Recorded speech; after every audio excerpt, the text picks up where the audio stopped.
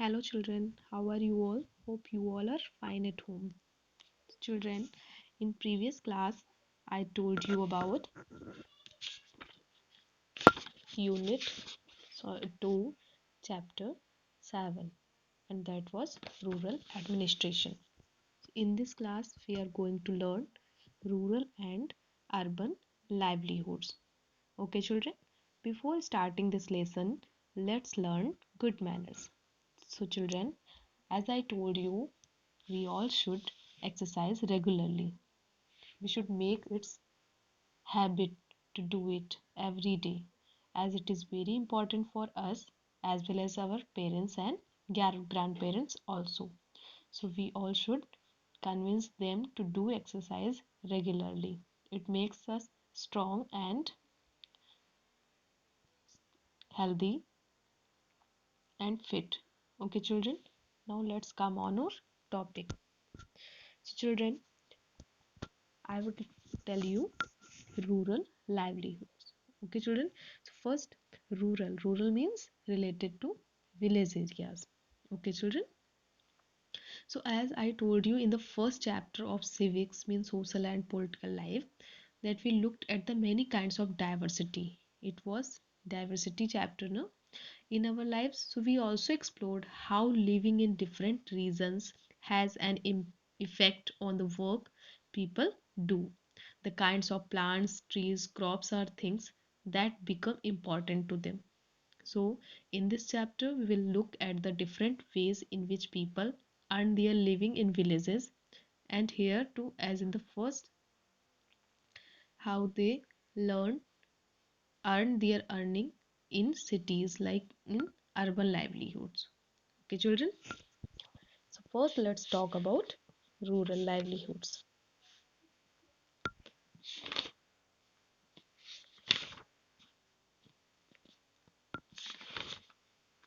So people in rural areas earn their living in various ways. Some work on farms while others earn their living on non-farm activities.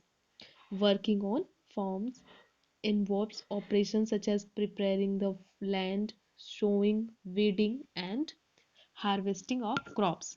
We depend on nature for the growth of these crops. Hence, life revolves around certain seasons.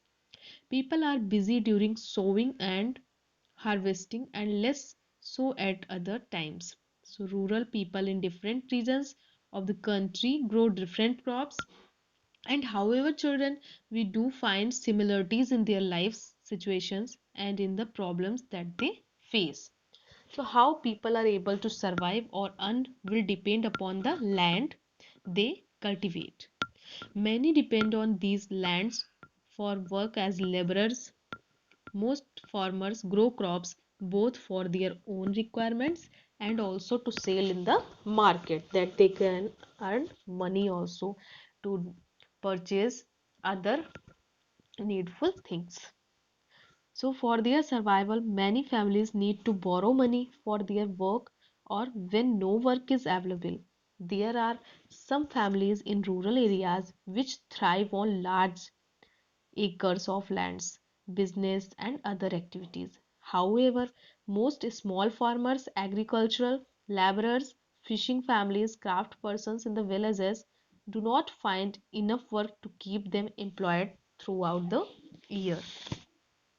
So children, they caught in debt. So what is debt?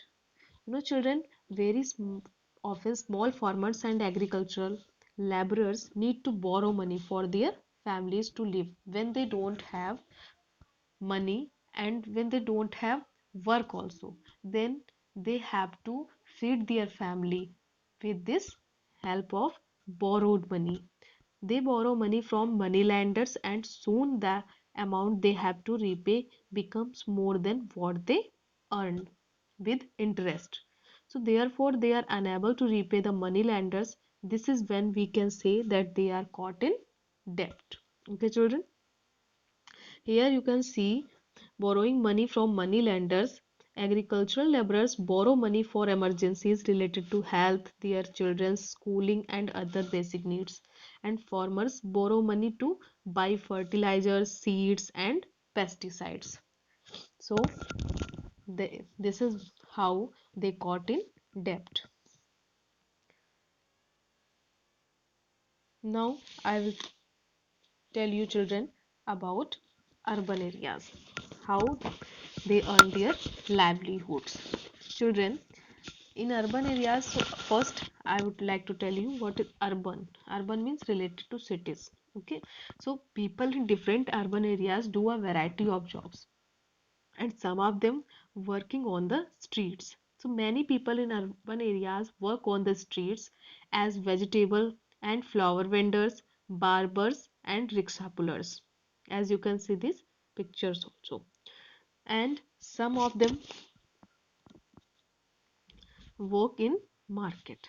So in a market, people usually work in shops that sell goods like clothes, footwear, electronic devices, and utensils. And some people work in showrooms also. Next thing is working in the factories.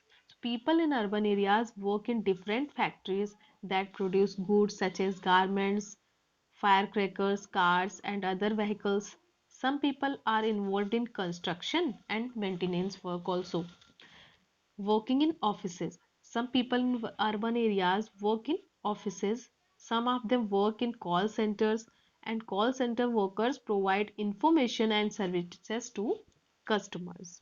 As you listen, Vodafone, Nokia, and Airtel helpline number, guideline number. So they are related to call centers. Okay, children. Now I would like to tell you occupations in rural and urban areas. So some factors play a key role in the occupations of people living in rural and urban areas. While any occupation requires a certain level of knowledge and skill, the occupations in villages are strongly dependent on natural factors such as the availability of land and water. So however, in urban areas, what happened, children? The resources related to education and skill play a major role in occupations. We can understand this difference from the examples. So I would like to tell you. Rural occupations like farming and fishing. So in both occupation, we are totally depend on nature. Farming in villages is mostly dependent on rainfall and the availability of good soil and seeds. Fishing, clean water and the availability of fish play a major role in the fishing. So that is why we depend on nature. In urban occupations, a proper education and good communication skills are required to work in an office. And a specialized education or industry specific skills are required to work in a factory like engineering.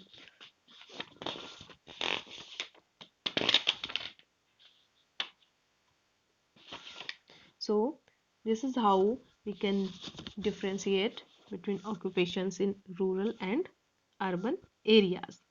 So children in rural areas, to earn their livelihoods, they dependent on nature, and in urban areas to work in office and factory, they depend on education, good communication skill, and specialized education to work in special firm. Okay, children. So now children, revise this concept, rural and urban livelihoods. It is very important for you, and try to complete all exercises related to this chapter. Now this unit of social and political life is finished. So complete your work and match from your books. Learn also because your exams are near. Till then, learn it, do well, and take care of yourself and your family also.